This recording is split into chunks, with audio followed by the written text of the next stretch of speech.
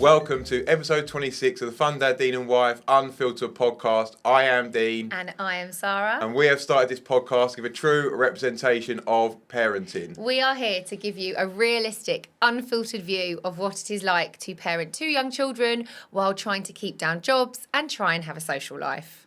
I wanted to start off the podcast this week with something that we have been debating in our house and talking about for quite some time.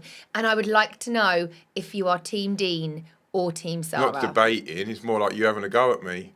Well, it's a debate. So basically, Dean has developed and evolved over the years. I would say probably particularly the last 5 years since we moved to a house with a Marks and Spencer's Wild Bean Cafe around the corner. Very severe coffee addiction. Very severe coffee addiction, right? It is actually insane how many coffees you are having, right? But bear with me about this. It's not the coffees I don't mind so much. What I have a problem with is that Dean likes to go and get his cappuccino from Costa or Pret or the Wild Bean Cafe. And Dean, how many do you really have a day? Don't lie, because I know you've lied to me before. Okay, so, oh God. So it depends on the day. So the days where I walk round to the garage. Say if you're doing the kids in the morning, sometimes I'll get up early and walk round to the garage. Yeah. Right. So I like doing that for the coffee as well, but I like doing it because it's about a 20-minute walk. So it gets you walking in the day. So it's 10 minutes there, 10 minutes back, and I get the coffee. So that's about £3.50, I think they are, the one I get, cappuccino. So then if I then go into work... You're making this a bit long. How many do you have a day? Probably, 2 or 3 from bought ones. But 2 or 3 a day? Dean, that's like more than £10 a day. No, that is insane. That's £70 a week. That's £300 a month on coffee. By the way, she's a teacher and she just had to do 70 times 4 on her fingers. I teach reception. We don't do times tables. Just had to check. But I've got hold on. Let me finish. I've got a prep membership as well. Prep memberships are great. So that's £5 a month, and you get 1 coffee. So you get 5 coffees a day at half price. I don't get 5, but they're your limit. But you can only buy 1 at a time, so I can't go in there and buy 5. But they're half price. So cappuccino's £1.90 in Pret. So if I get 2 from if I'm just buying them from Wild Bean 2 a day. So yeah, I'm spending about £7 a day on coffee. Yeah. I think that is really ridiculous. Like when I go to work and I don't take my lunch and I have to go out and buy lunch, I'm there in the shop thinking, right, how can I save money? Shall I get a meal deal? Shall I buy some chicken and some wraps and I'll keep them in the fridge at work? Like if I have to spend more than, say, £4 on my lunch at work, I'm like, oh, that's a bit much. And but I'm the same with lunch. So if I went into... the coffees. No, Hold You're on. not a coffee lover, oh my you don't God. get it. Go a little bit further to this then. So you also buy lunch every day. No wonder we don't have any bloody money. You're spending it all on coffee and food. Well, it keeps me alive. Anyway, so what? I've got to buy coffee and food. If honestly, and people who love coffee especially will understand this. The first thing I do is wake up and go and have one. I do, and it's the first thing I do. And if I don't, I taper down during the day. So usually I have a cup in the morning, 1 mid-morning, maybe 1 early afternoon. Then I'll go decaf because I want to sleep. But yeah, if I go a few hours, like the first couple of hours in the day without a coffee, don't come near me. Really? Don't come near me. First hour, don't come near me. No, if I've had one, I'm fine. But if I'm somewhere, I'm like, fucking hell, there's no coffee about, which is... Well, you get aggy. Withdrawal. Withdrawal from caffeine is really quite serious. So anyway, what we've done is, well, kind of what Dean's I bought it and then told you. Yeah. So he's bought this fancy coffee machine malarkey business. So we're going to run with that now and see how it goes. And I'm wondering if it's going to be, because obviously you've got to go and buy the bean, you buy the machine, you still got to go and buy all the beans or whatever. We'll get into that and find that as we go. But will it end? It must. I like surely finding beans. Okay. Wow. Really? Because you've never found mine. Anyway. Still looking for the perfect bean. Anyway, will it inevitably finish that you have saved us money in the long run? So I put it on Instagram, didn't I, today showed the coffee machine and put like tips and that. And someone was like, alarmingly, it didn't save the money on takeaway coffees. I was like, I'm going to fucking make sure it does because it's an expensive machine, and obviously you still got to buy all the beans. And then if you're spending the same amount of money on like takeaway coffees, I'm going to make sure that isn't the case. But he was like, it hasn't for him. Right, okay. But loads of people doing it. Like I've had such a massive response on Instagram with they've got that machine, and it's brilliant. I find it all a little bit bizarre because I've got a little bit of a confession to make. Well, you know, but a lot of people are always surprised when I say this. I have never even had a sip of a tea or a coffee in my life. I know, I'm used to, because you don't have any caffeine really. So you'll say, I need a little bit of a kick, and you have a Diet Coke. And I'm like, I would need about 30 cans of Diet Coke to feel anything caffeine-wise. There's nothing in it. Yeah, I mean, I don't know. But anyway, let's come back to that and see if it has actually saved us money. Hopefully. Yeah. I mean, if it does, that's the prime reason I'm buying it is personal joy. Because when I woke up this morning, I went down and made one. There is some real joy there. Oh, it's brilliant. It's so brilliant. Real joy there. Oh, God. It got delivered yesterday, and I was like, I've got to go home and see it. And I was working. And so I was like, you can't. I was like, no, but I have to. She was like, just stay. That's not normal, is it, by the way? To get something delivered to your house, and want to leave work. He wanted me, because we've only got one car, he wanted me to get out of the house, drive to his work, pick him up, and drive him back home again so that he could look at his new coffee machine.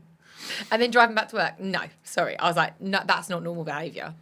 Anyway, so obviously now we are well into the new year. Well, not well into it, but you know, January is like the longest month ever. I feel like I'm like literally like crawling towards the end of the month.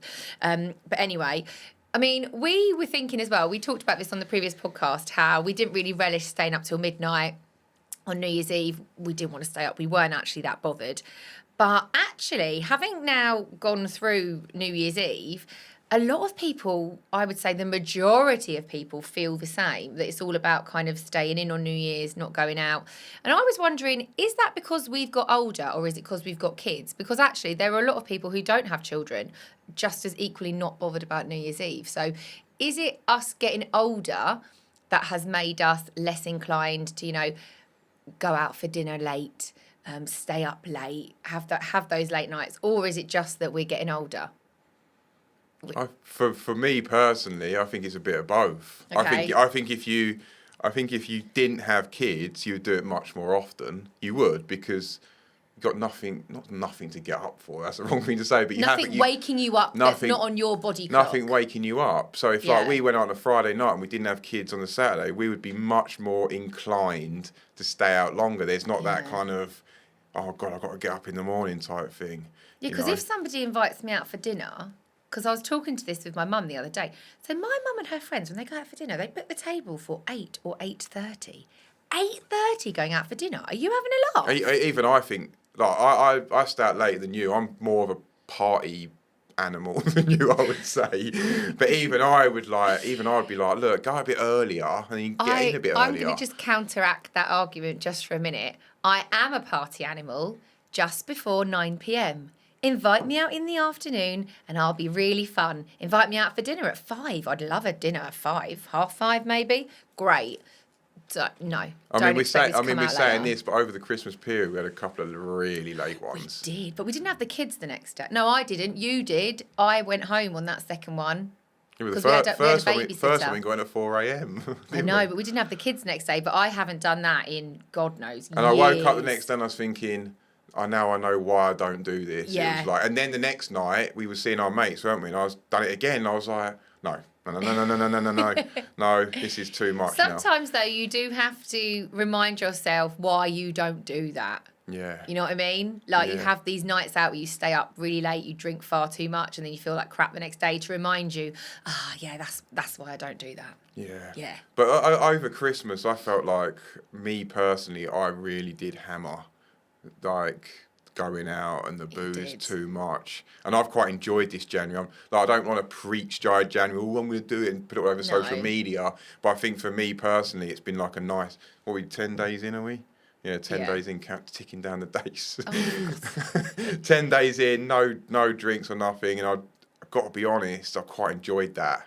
but only because we had such a busy December period. Yeah, I think it's nice as well to set yourself I know you don't believe necessarily in New Year's resolutions, and you mentioned that on the podcast before, but I've actually found it quite nice to have some goals and some targets and things I want to achieve. And like, a lot of people will probably find this pathetic, or a lot of people might really understand, but I'll be quite proud of myself if I, go through the whole of dry Jan, not just for the, not drinking, but also for saying I'm going to do something and doing it. Yeah. I think that's what builds confidence within you. It's when you tell yourself you're going to do something and you keep it to yourself and you do it. If you keep telling yourself, like, I'm going to do this, and then you don't do it, apparently that diminishes your internal confidence. So, yeah. Coming out with all the advice deep, today. But yeah, so yeah, that's the same as me. Like, I want to do it, not because I want to go, oh, I'm special, I've done dry Jan. Just for I've said I'm doing it. Me and you done a little pinky promise on the beach with the kids. Because I think even the kids were like, I think Mum and Dad have had a bit too many wines lately. So we done a little pinky promise with them, didn't we? And I was like, no, I don't want to break this. And then when the 1st of February comes, and also from our perspective, we have like summers in Wales where they're quite boozy. So just have 1 month off. I tend to try and do it in September though as well, don't I? Yeah, it's good. Just give your body a bit of a break, isn't it? I think it's just just to give it a little bit of a break. And I don't know about you, but I've been sleeping amazing. That's one thing from it. So again, though, I think it's just one of those things where. Is it, again, I'm not doing the dry Jan or lessening my alcohol intake necessarily because I have children. Is that something that you just evolve into as you get older? You're reflecting more, you've experienced more. It's just something I was wondering based on New Year's Eve and the thought that I would always say, like, oh, I'm staying in because I've got the kids and the kids are going to wake me up the next day. The kids don't understand the late night, da-da-da-da. But actually... Is it that I have children, why I've changed, or am I just getting older? It should be, yeah, but your body can't handle the hangovers as well as it used to. Obviously. No, but not just that. I mean anything. Like, even the other day, I put up on I watched the film My Girl. Okay? So do you remember My Girl with Macaulay Culkin? And basically, there's this little girl called Veda. Fucking crying your eyes out. Oh, my God. So then basically... spoiler alert, there's a death and it's really sad. And there's a funeral scene and she goes, Thomas J can't see without his glasses. Put on his glasses. Like something like that. And oh my God, I was just sobbing. But I've seen that film many, many times, but I hadn't seen it since becoming a parent. And watching it, having become a parent, I had much more of an emotional reaction to that film. Yeah, but that's because I get that exact same thing. If I'm watching a film, we were watching something last night, where a kid was killed, wasn't it? In that.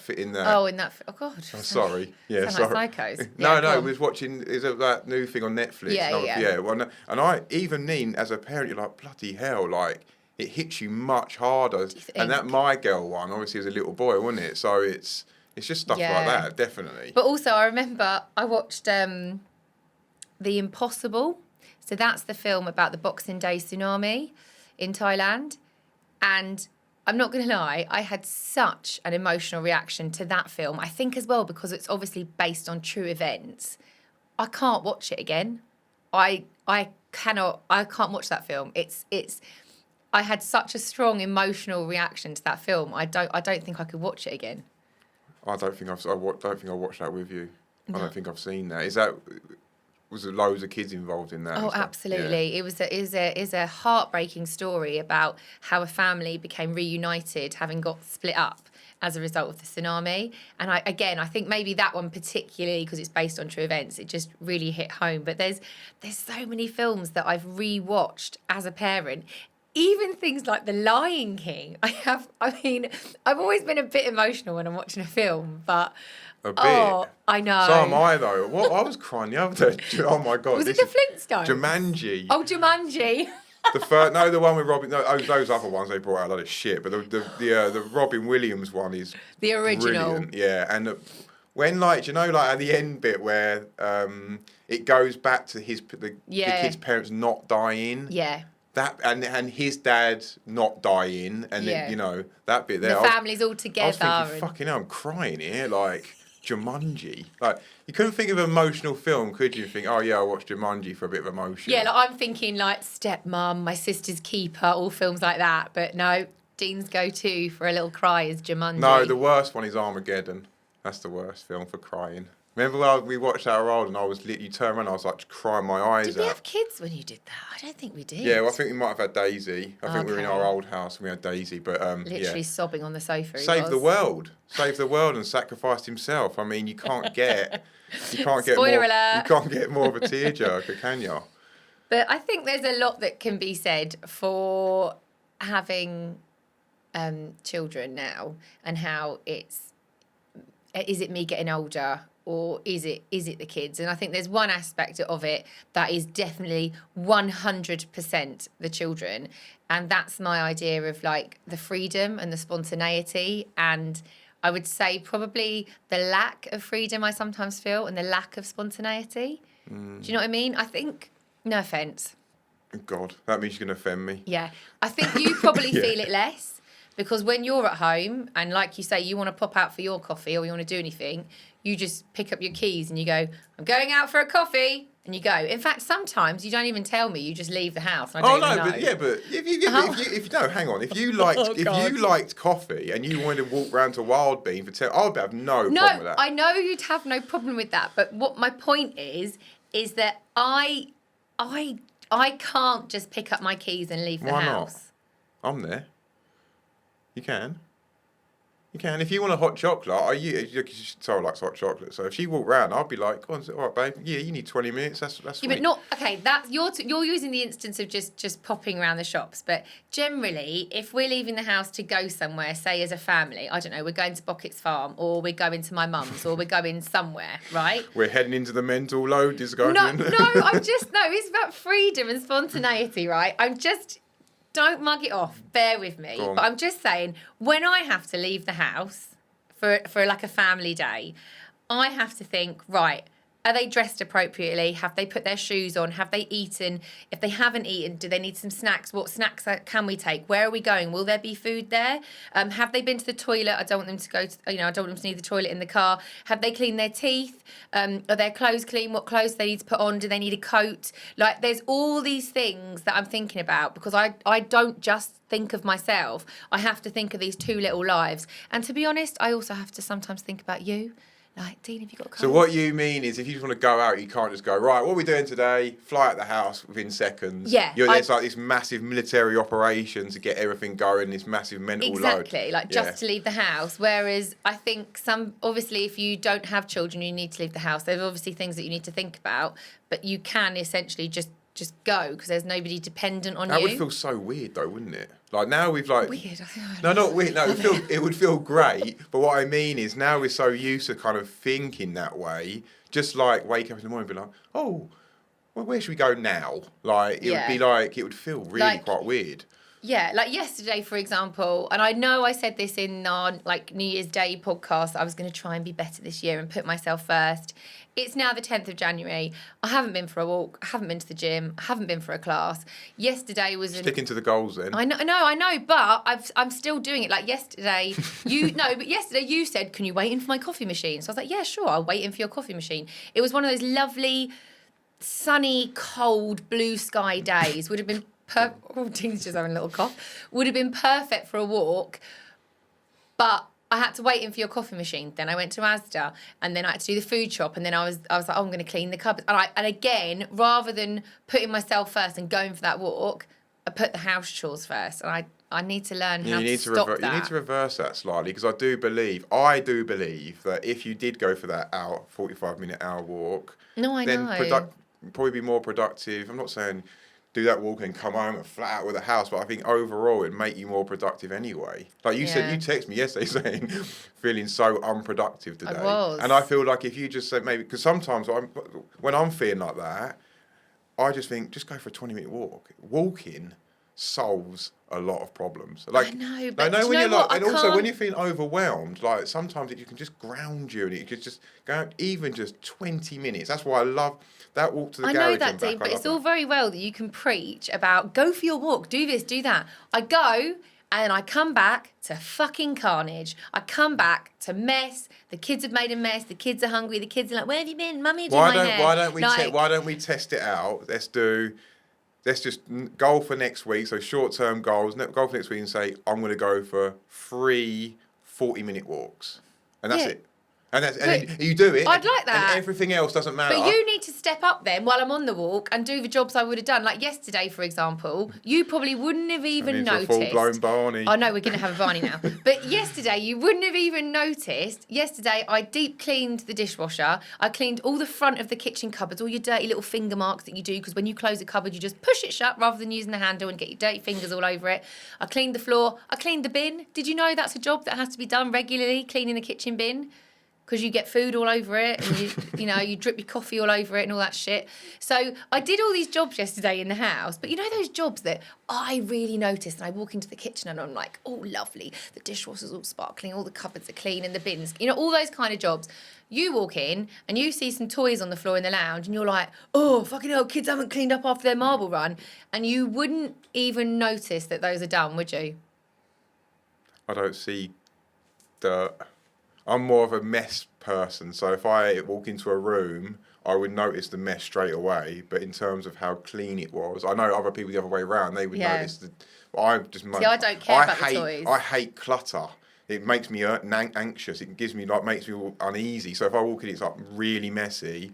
You notice me. The first thing I do is I try and tidy it up a little bit. Yeah. But I don't notice. I'm not necessarily like, oh, there's a little bit of a mark on the table. I start scrubbing that.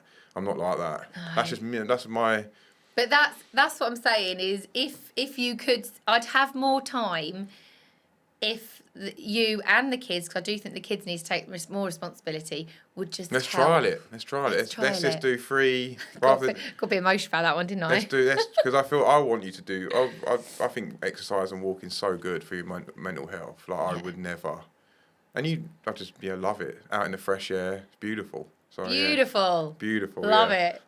All right. Well, I wanted to move on today because we did actually go away on Boxing Day, didn't we? Yeah. Got on a little aeroplane and we went to Tenerife. And I wanted to discuss plane etiquette. All right? Particularly around flying with children. Etiquette. So, do you want to put it into context, like our flying journey? So on the way out there, obviously we went on Boxing Day, didn't we? Yeah. Woke up with stinking hangovers. Well, we didn't. I did a bit. I had a bit of a rum hangover. Did you? Yeah, it was a bit of a struggle. But then we got to. I thought it was quite smooth. Like there weren't no delays. What time we fly at? About 1 p.m. Yeah. It was, so I didn't realise Tenerife was 4.5 hours though, because we usually go Lanzarote, which is a bit shorter, innit? 3.5 maybe. Tenerife is 4.5 hours. Got on there like, I've got nothing to do it. I've got I downloaded nothing. I was like staring into the abyss. Yeah, but no, what I mean is we flew at lunchtime on Boxing Day. Like I said, like Dean said, it was at 1. And we got to the airport at about 10:30, didn't we? Really easy, actually, flying on Boxing Day for anyone who was worried about that, because I was quite worried, thinking maybe it was busy, but not manic. It was fine. We got through quickly. Everything was fine. So we get in there, we're having breakfast. And I used to be this ilk, and Dean is very much still this ilk. Get to the airport, it's, maybe 10:30, 11 in the morning. He gets a pint. And I was a bit like, I don't want to drink now. Yeah, but I'm a nervous flyer. I know, but I used to. Again, this is, I suppose, the argument of, is it because I'm older? Is it because I've got kids? Is it because I'm changing with my alcohol journey? Whatever. But I was just sitting there and he's getting a pint. And I was just a bit like, I don't really want to drink right now at this time in the morning. I've got the kids, I'll just get on the plane and I'll feel really groggy. So I didn't bother. And then we did a bit of shopping and stuff, didn't we? And then Dean went to a champagne bar, but the kids weren't allowed in. So Dean went and had a nice, relaxing time in this champagne bar, drinking his wine, while I was outside dealing with the 2 children. That was funny watching you from there. That was funny. Dickhead. I was only in there 10 minutes. No, I know, you drank that quite quickly. But I reflected on it and I thought, do you know what? The amount of money that you, not wasted, because I know you're a nervous flyer and you need something to, help you fly or whatever, and that's what you needed. But the money I would have normally spent maybe on, some mimosas or Prosecco or a glass of wine, or whatever I would have had on the airport and on the plane, because I didn't drink on the plane either, did I?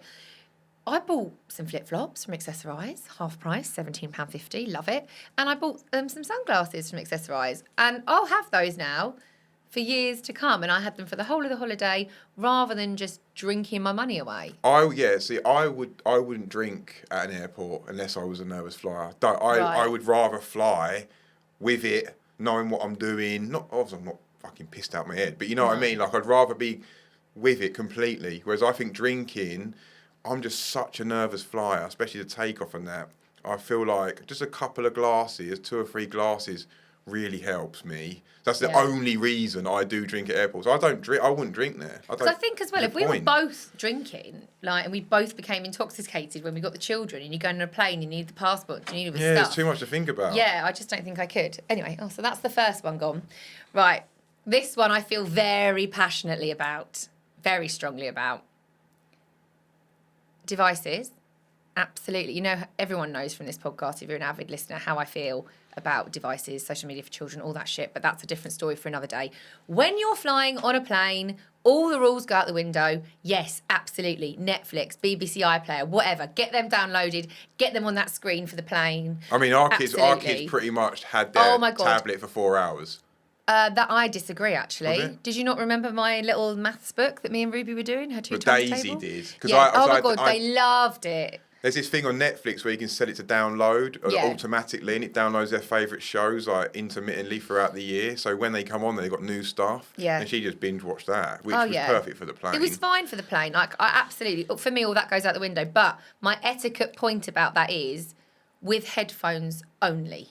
Oh, fucking hell, yeah. I just think it's really, really rude. I think adults, kids, whatever, if you're listening to your phone, and these people that go on a train or a plane or even in a restaurant, they're putting it so loud that everyone else can hear, I'm like, fucking turn it down.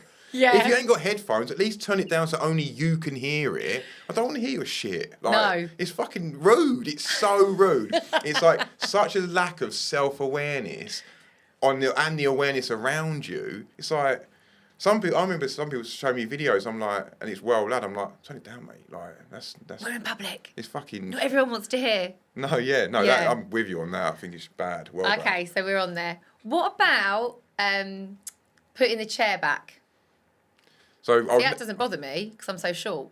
I'm like, it really would bother me, but I saw something online where you can't moan about it. So it's their prerogative. So if the person wants to put their chair back, they're allowed to. And if you speak to a stewardess and say, or a steward, and you say, they can't do anything about it. No, it doesn't bother me. I'm like, put your chair back. Yeah, but you're short. Yeah, that's what I mean. I'm 6'1". I was on an EasyJet flight. I could barely breathe as it was. Literally, it's so fucking cramped on this plane. Like, I saw these 2 rows ahead of us, these extra leg room things. And I could have booked them. And I was like, my tight ass Dean came out. I was like, really wish I had them. But yeah, chair back. It would annoy me, but you can't do nothing about that. What about, so our experience when we went to Lanzarote is we had a family in front, and you know when you've got an under 2, so they go on a lap, then they had another child that was probably nursery age, maybe 3 or 4, and then obviously the mum and dad, so there was 4 of us in front on those 3 chairs, and the baby was really cute, and I was, like peeking through the gap in the thing, and I know what it's like flying with young children, so I was like peekaboo, like having a little laugh with the baby, and then the only thing was though, is the baby kept like leaning over the top of the seats. And again, I was fine with that because he was being really cute. But he was obviously going through a teething phase. So he was really dribbling. And the dribble kept landing on my knees, and it landed on Daisy's. What did you say as a parent? Should keep spitting on me. I didn't. Sort him out. Daisy, I didn't really care. At the end of the day, I'm an early years teacher. I'm used to all kinds of bodily fluids coming out of children. It doesn't really bother me. I was like, it's fine. I just kind of wiped it away with a tissue. It was fine. But Daisy was absolutely disgusted by it. And I'm like to Daisy, no, don't say anything. And she's like absolutely disgusted. And I'm just like giving her a tissue, like, just wipe your tablet, it's fine, don't worry. But I can imagine not all people would have been okay with it as I was. Would you have said something?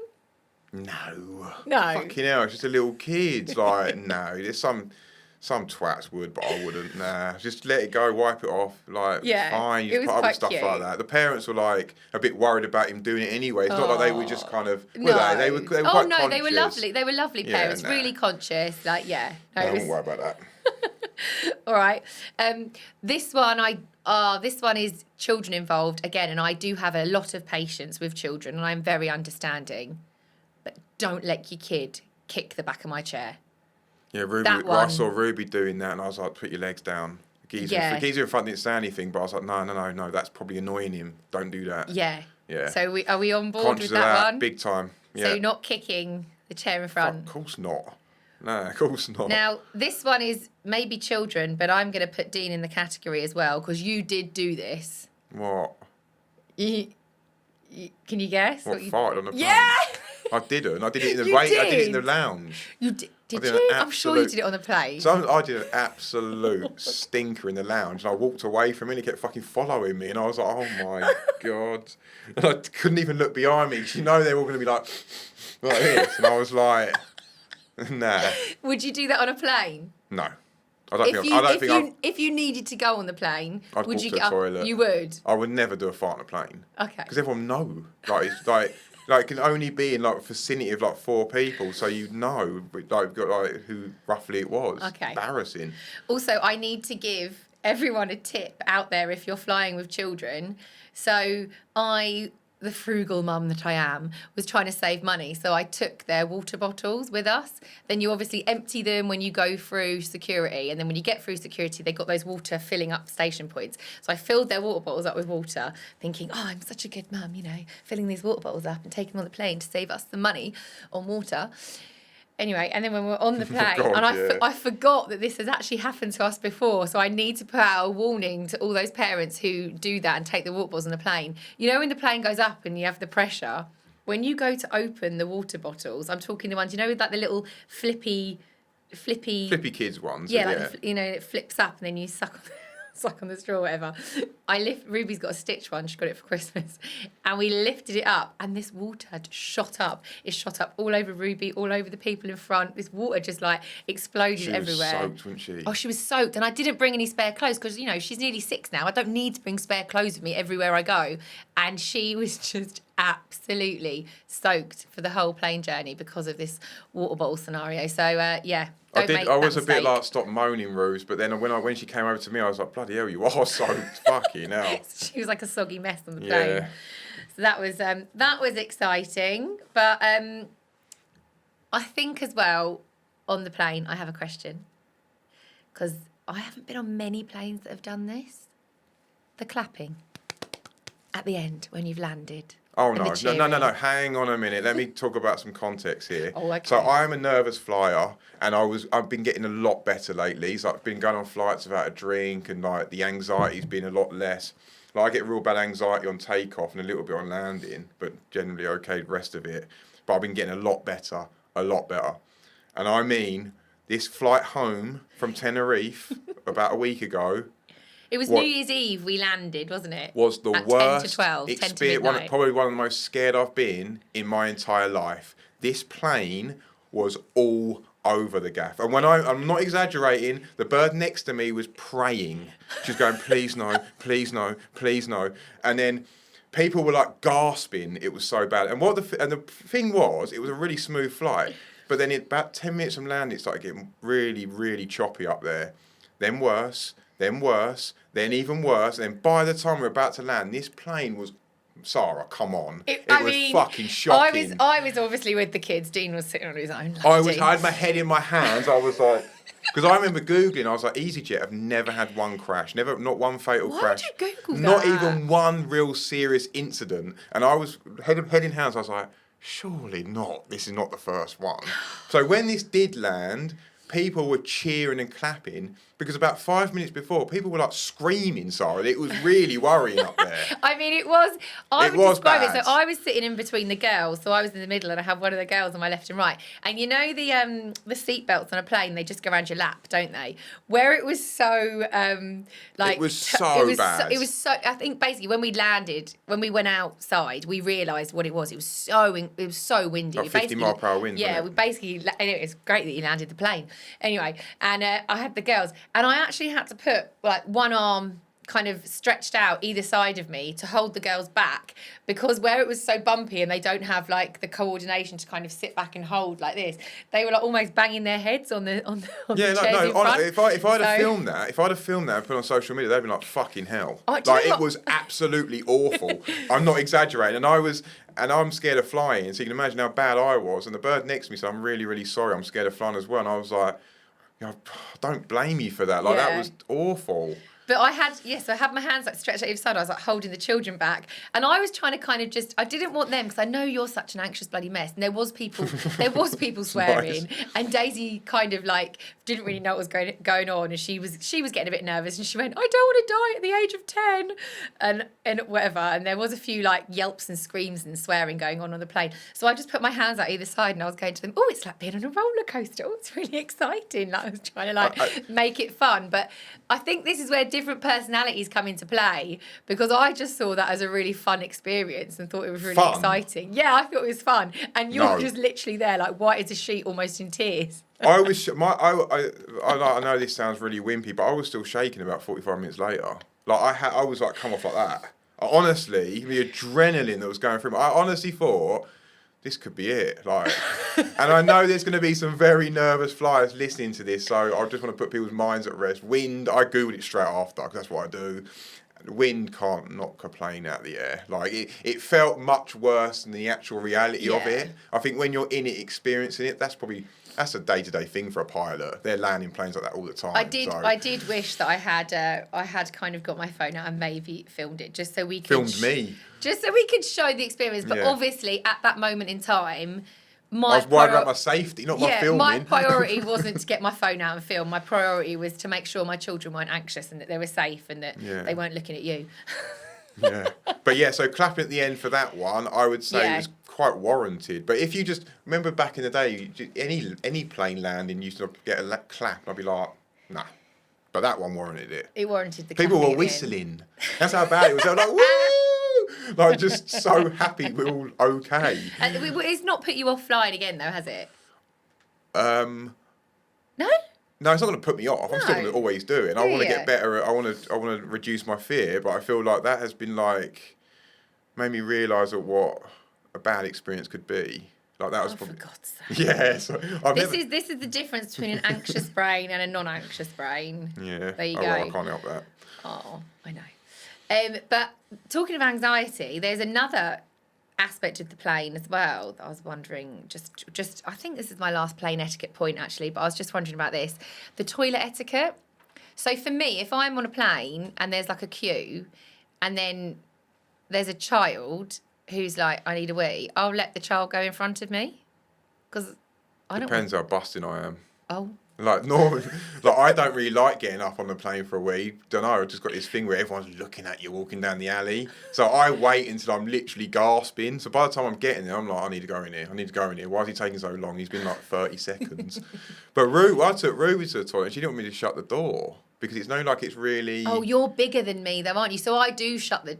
Did you go in with her? I went in with her. Oh. No. Yeah, that was it. I had to go in with her. Yeah, It was like.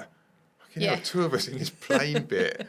Yeah, the girls both want me to go in with them as well.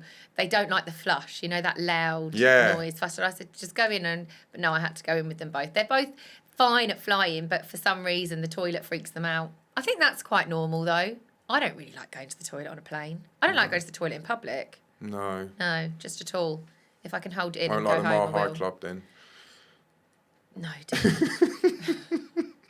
We've only ever flown with the children, really, so no. Oh, we haven't. We were in Gran Canaria when we were first together. Oh, we did. That was a very long time ago. You were 21. That was for your 21st birthday. 17 years ago. We'd only been together for... No, how old are you? 38. Oh, yeah. Yeah, 38 minus 17 is 21. I mean, she's bringing up the next generation, and no one's going to be able to do times tables or add in or anything from your class. Well, at least I know the difference between your and there and there.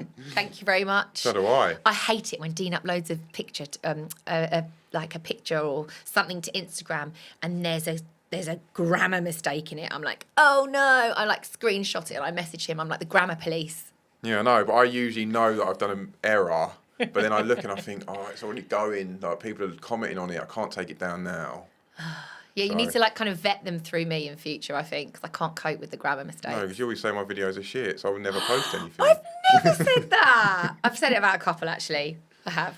Some of them make... Yeah, because also you're just taking the piss out of me the whole time. That's why I can't have you vet them. Oh, because I'd have already seen it. No, because you... Yeah, can't have people vetting videos. No, they need to be off the cuff.